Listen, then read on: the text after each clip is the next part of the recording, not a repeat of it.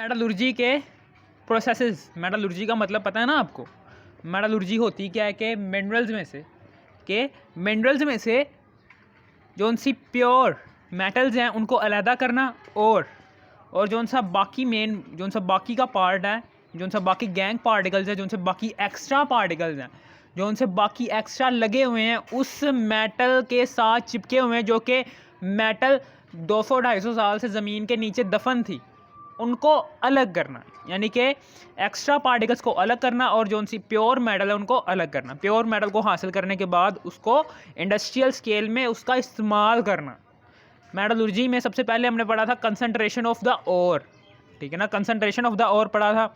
वहाँ पर हमने बात की थी, वहाँ पर हमने 3 की बात की थी कि ग्रेविटी सेपरेशन, इलेक्ट्रोमैग्नेटिक सेपरेशन और दूसरा ये फ्रोथ फ्लोटेशन। फिर उसके बाद हमने दूसरे मेटलर्जी के दूसरे पार्ट की तरफ आ गए। वहाँ पर अब हम पढ़ रहे थे कि extraction of metal from concentrated ore, यानी कि मेटल को एक्सट्रैक्ट करना फ्रॉम कंसनट्रेटेड ओर, यानी कि वो और जो कंसनट्रेटेड है, ठीक है। कंसनट्रेटेड और जो हमने कहाँ से हासिल की है? कंसंट्रेशन ऑफ ओर से। कंसंट्रेशन ऑफ ओर जो था मेटलर्जी का पहला प्रोसेस था, उसमें से हमने जो सी कंसंट्रेटेड ओर हासिल की है ना, उसमें से मेटल को एक्सट्रैक्ट करना इन द प्योर फॉर्म, ठीक है ना। जो सा कंसंट्रेशन ऑफ ओर से, ठीक है, कंसंट्रेशन ऑफ ओर जो सा था मेटलर्जी का जो सा पहला पॉइंट है कंसंट्रेशन ऑफ ओर से, वहाँ से, ठीक है ना, हमने मोल्ड, वहाँ से हमने ओर हासिल की थी, ठीक है। आपने बस ये याद रखना है कि कंसंट्रेशन ऑफ ओर में 3 टॉपिक्स थे, ठीक है ना, 3 टॉपिक्स थे।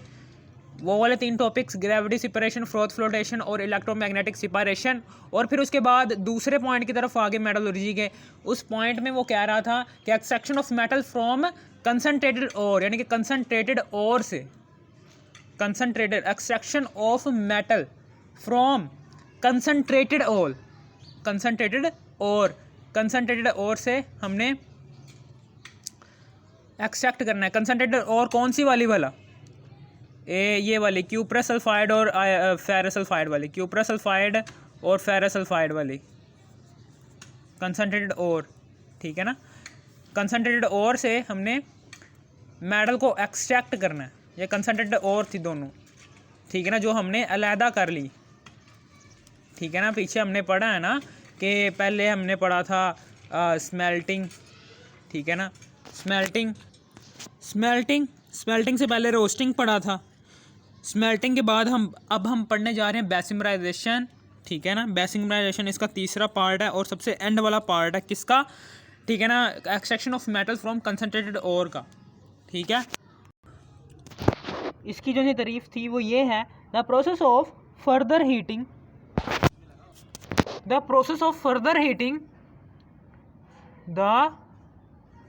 प्रोसेस ऑफ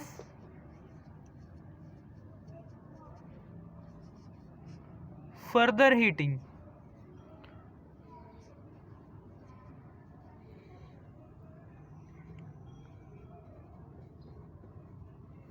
हम फर्दर हीट कर रहे हैं। The process of further heating of molten matte,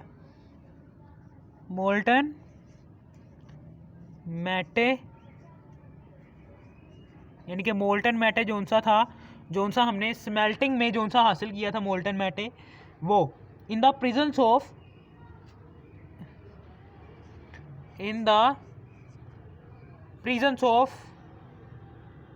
sand flux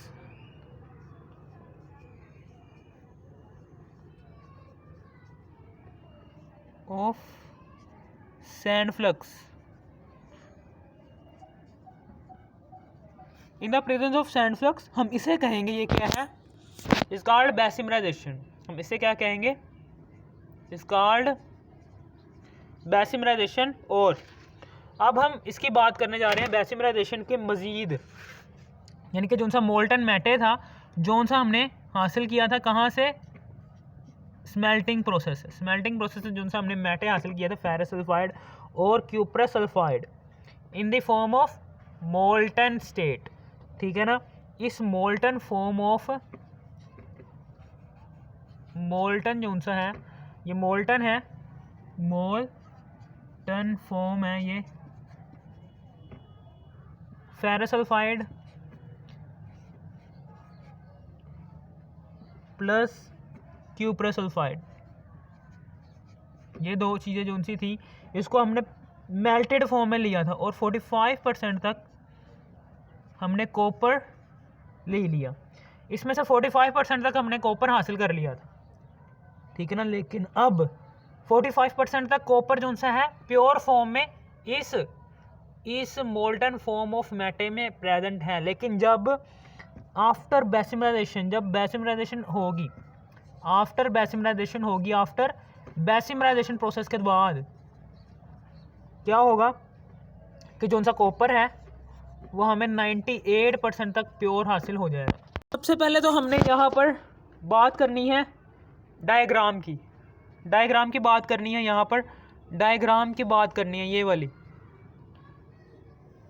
वाली डायग्राम है। इसमें सबसे पहले हमने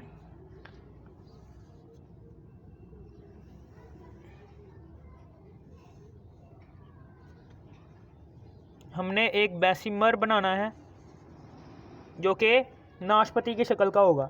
ये बेसिमर हमने नाशपाती की शक्ल का बना लिया, ठीक है ना। ये बेसिमर है,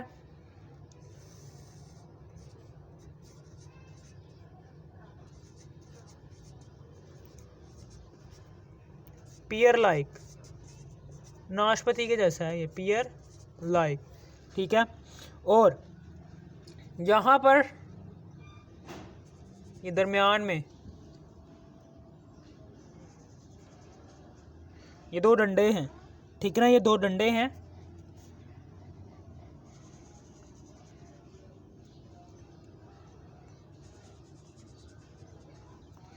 ठीक है। और इस यहाँ पर करके एक बड़ा सा डंडा लगा हुआ है, इधर ऐसे करके,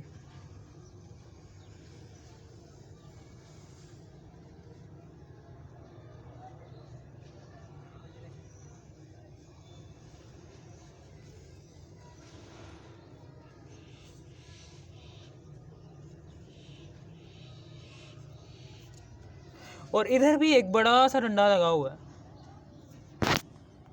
अब उसके बाद यहाँ पर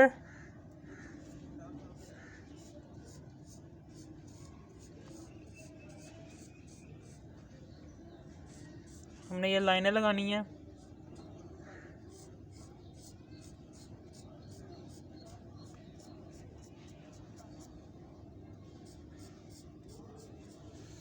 और इसी तरीके से इधर भी।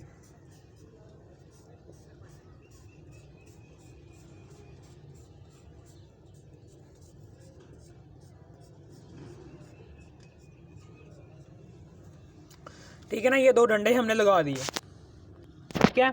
और इन दो डंडों को आप इसमें मिला देना है। इन दो डंडों को क्या करना है, आप इसमें मिला देना। यहाँ पर इसके अंदर मोल्टन फॉर्म में मैटे मौजूद होगा। इसके अंदर मोल्टन फॉर्म में ऐसे करके जो सा है मैटे मौजूद होगा, ठीक है। ये मोल्टन फॉर्म में मैटे यहाँ पर मौजूद है, ठीक है ना। और इस मैटे को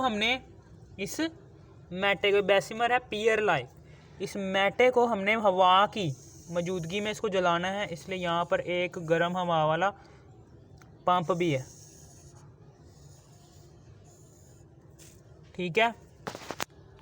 यहाँ से हमने हॉट एयर इसको अंदर दाखिल करवानी है, हॉट एयर इसको अंदर दाखिल करवाएंगे। ये हॉट एयर यहाँ पर जाएगी, हॉट एयर की मौजूदगी में ये रिएक्शन स्टार्ट हो जाएगा, ठीक है। फिर उसके बाद, ठीक है ना, यहाँ पर हमें पता है कि सैंड फ्लक्स भी लगानी है। सैंड फ्लक्स का मतलब क्या है कि मिट्टी का छिड़काव आफ्टर 15 मिनट्स, आफ्टर 10 मिनट्स करते रहना है। मिट्टी का छिड़काव आफ्टर 10 मिनट्स करते जाना है। और जो से मोल्टन फॉर्म में मैटे जो सा होगा यहाँ पर प्रेजेंट, जो सा मोल्टन फॉर्म में मैटे है, ये जो सा है ये जो सा है ये मैंने बनाया है, ये मैटे है इन मोल्टन फॉर्म, ठीक है, मोल्टन फॉर्म में ये मैटे है, मोल्टन फॉर्म में ferrous sulphide plus cuprous sulphide. ये जो सा है ये हवा हॉट एयर की मौजूदगी में, हॉट एयर की मौजूदगी में ये क्या होते हैं, हॉट एयर की मौजूदगी में और हॉट एयर की मौजूदगी में ये रिएक्शन करते हैं सैंड के साथ, ठीक है ना। और अभी हम रिएक्शंस भी, और ये जो सा है ये दो डंडे जो से हैं, ये दो डंडे ये टिल्ट हो सकते हैं, टिल्ट हो सकते हैं, यानी कि ऐसे करके टिल्ट हो सकते हैं, ऐसे करके घूम सकते हैं, ये घूम सकते हैं, ये टिल्ट हो सकते हैं ये, ठीक है ना, टिल्ट भी हो सकते हैं ये हमने इसलिए बनाया है। ये दो डंडे लगाए हैं और बीच में ये दो सरिये हैं, ये दो सरिये, ये जो सा सरिया सा लगाया है ये क्या करता है, ये टिल्ट हो सकता है, ये टिल्ट हो सकता है, यानी कि जब हम इसको बना लेंगे ये टिल्ट हो सकते हैं, ठीक है ना, टिल्ट हो सकते हैं। टिल्ट होने के बाद, ठीक है ना, जो सी प्रोडक्ट होगी वो नीचे जमा होना शुरू हो जाएगी, ये हम बाद में एक्सप्लेन करूँगा। बाद में बात करते हैं इसकी फेरस सल्फाइड के रिएक्शंस और क्यूप्रस सल्फाइड के रिएक्शंस। फेरस सल्फाइड के रिएक्शंस की बात कर रहे हैं।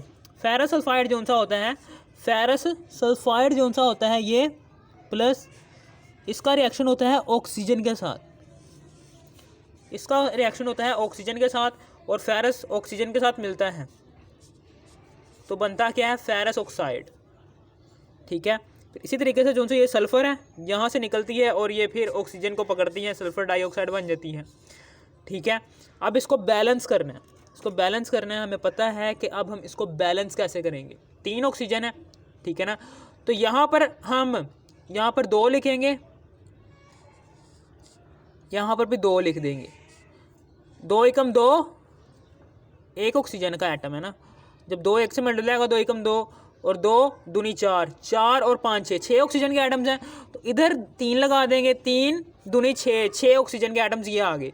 फिर उसके बाद यहाँ पर 2 फेरस के एटम है और 2 सल्फ़र के एटम्स हैं, 2 फेरस के एटम है, 2 फेरस के एटम है और 2 सल्फ़र के एटम है, तो इधर हम 2 लगा देंगे ताकि 2 फेरस के एटम भी पूरे हो जाएं और 2 सल्फ़र के एटम्स भी पूरे हो जाएं।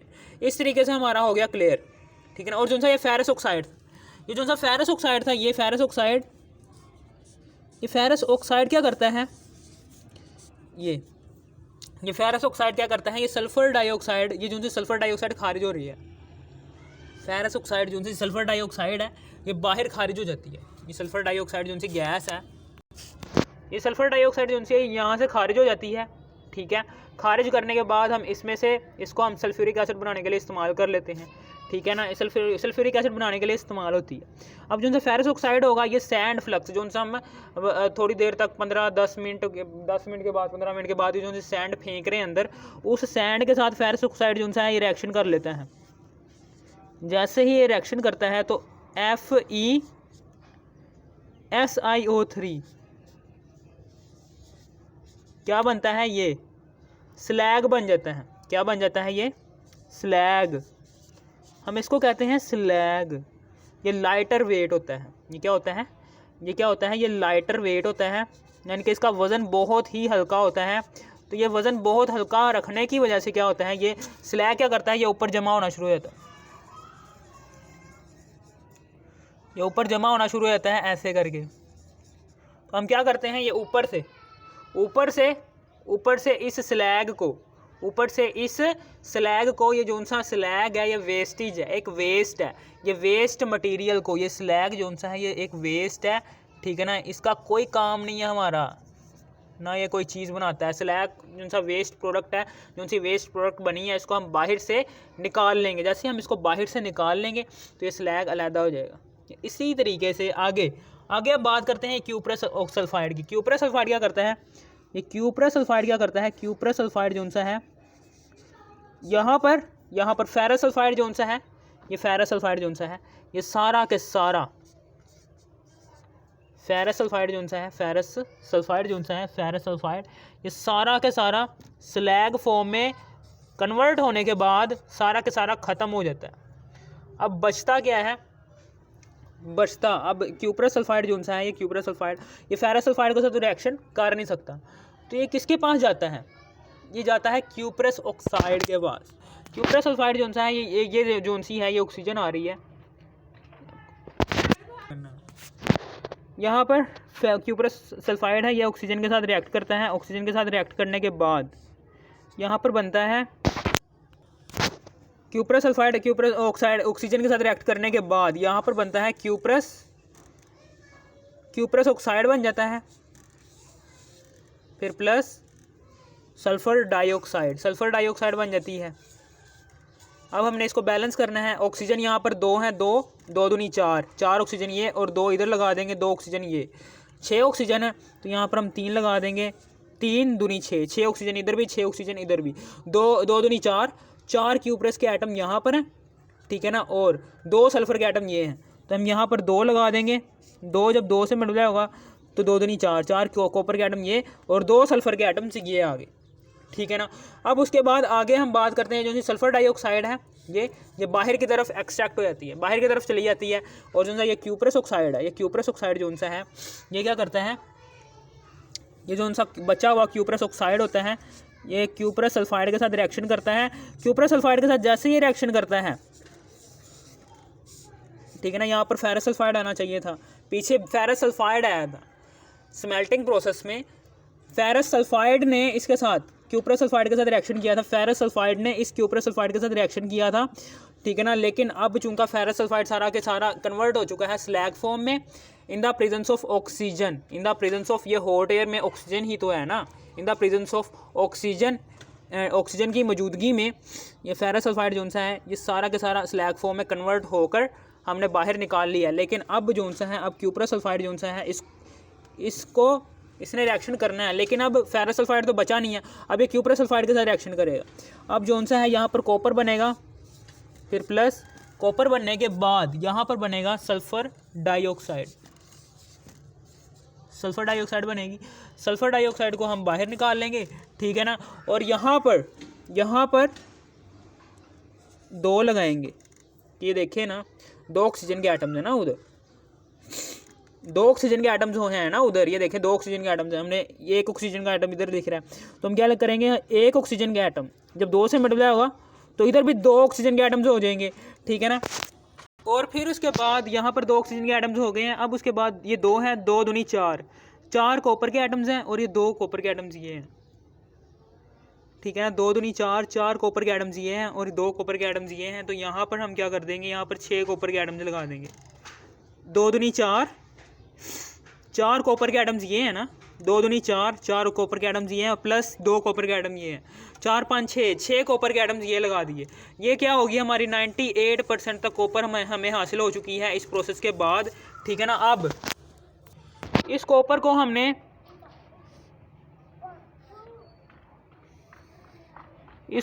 हासिल कर लेना है ऐसे,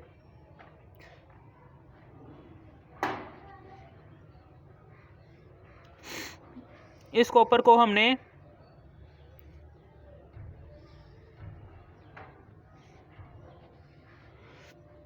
यहाँ पर इसको टिल्ट करना है, ये जो सा है ये टिल्ट, इसको टिल्ट करने के बाद ये जो सी कॉपर निकलेगी यहाँ से वो इधर आ जाएगी, इस फॉर्म में आ जाएगी, जमा होना शुरू हो जाएगी,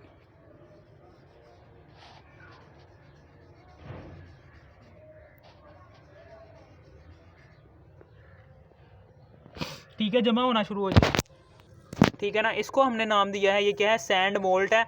ये सैंड मोल्ट हम क्यों कह रहे हैं, क्योंकि ये जो सा है ये रेत का बना हुआ सांचा होता है, ठीक है ना। यहाँ पर एक रेत का बना हुआ सारा सांचा होता है, इसके दरमियान हमने कॉपर को इकट्ठा करना है। ये रेत का बना हुआ सारा सांचा, इधर से भी